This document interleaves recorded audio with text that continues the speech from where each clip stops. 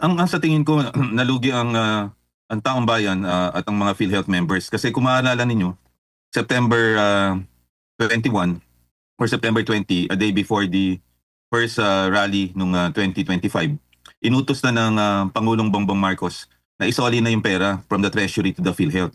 At yan ay sa pagroronda niya sa Pabelia Hospital at kasama niya si Secretary Arbosa. So dapat yun, immediately, sinoli niya yun para tablan na kagad. Kasi nangyari nung December 5 Supreme Court decision, pinapasaoli yun.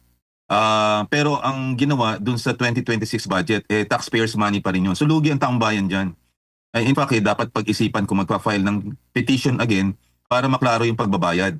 Kasi ang tingin ko, kahit nung nag-decide ang Supreme Court, na nasa within the 2025, pwede pa rin nagsoli ang Treasury kaagad the week after December 5.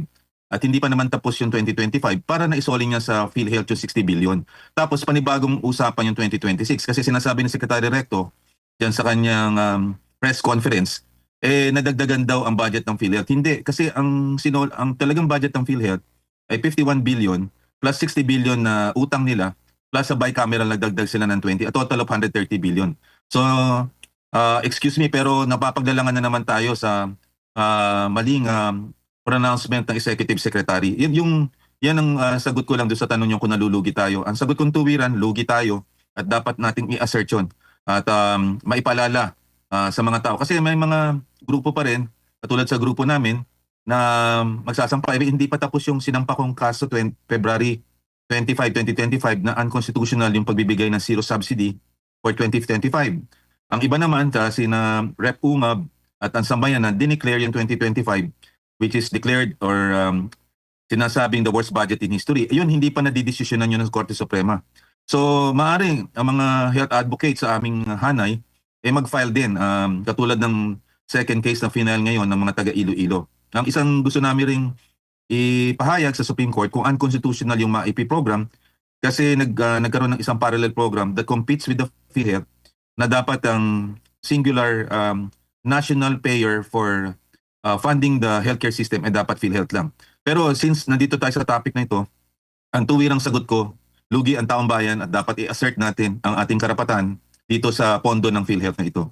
Kumbaga nagdoble yung tax na inilaan para sa PhilHealth. Yung isa, yung unang binigay ng 24, inilipat lang nila. Tapos dahil hindi naman sinabing isinoli or ibinalik, either nung 2025 ba or nung 2024, naglaan na naman po ng panibago lang. So kumbaga iba yung tax na binigay ng taong bayan doon, iba rin dito sa 2026 po, Doc.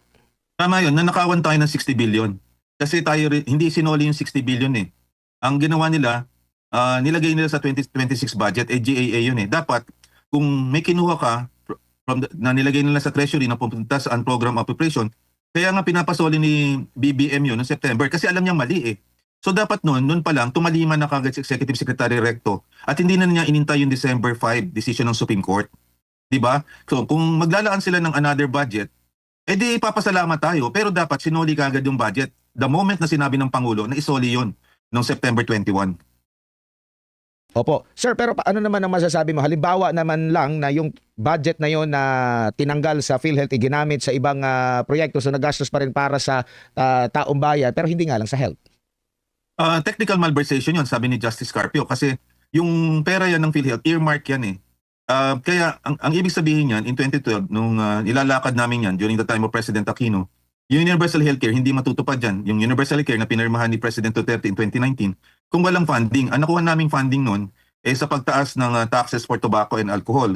Tapos ang perang yan, ang run rate niyan is 70 billion almost every year. Dapat pupunta lang sa PhilHealth. Kung gagamitin yung perang yan, na other than PhilHealth, ang tawag dyan technical malversation. Hindi nila pwedeng gamitin yan kasi earmark yan. So it's a complete violation of two Republic Act. Yung Republic Act sa PhilHealth, Republic Act sa UHC, at saka Republic Act para sa syntax law. So hindi pwedeng lumusot. Sinabi ni Secretary Bosa, narinig ko siya, hindi daw magpa-prosper. Malaking kalokohan yan. Imagine mo, Secretary siya ng Health, hindi niya protektahan ng budget, tapos sinusuportahan pa niyang pagkuha. Ano namang klaseng Secretary of Health niyan? Dapat niyang pinotektahan niya. Umaanib pa siya na nakiayon lang siya, inutusan ng Kongreso. Pero tating ko, that's an alleged conspiracy on the part of the lawmakers para idagdag yung provision na yun, para makuha nila yung perang yun. Kasi wala silang justification, kasi earmark yan for health. So ngayon, binaliwalayan ng Korte Suprema, hindi nyo pwedeng gamitin yan kasi a provision in the General Appropriation Act cannot supersede a Republic Act kasi mas mataas na batas yan at saka earmark yan or special funds yan for health. So hindi ko malalaman kung saan lumulugar ang cabinet members natin, kung sa pera para sa program appropriation, sa flood control, or para sa kalusugan. Kaya dapat ang taong bayan mag-alsa because it's people's money. Contribution yan ng mga tao sa direct contributors at pera yan na nakukuha sa tobacco and alcohol na naka-earmark para sa PhilHealth. So the defunding of PhilHealth is a complete assault para sa ating mga tao. Kaya dapat labanan niyang maling mga pamamalakad ng Secretary of Health at saka ng Secretary of Finance at saka Executive Secretary Recto.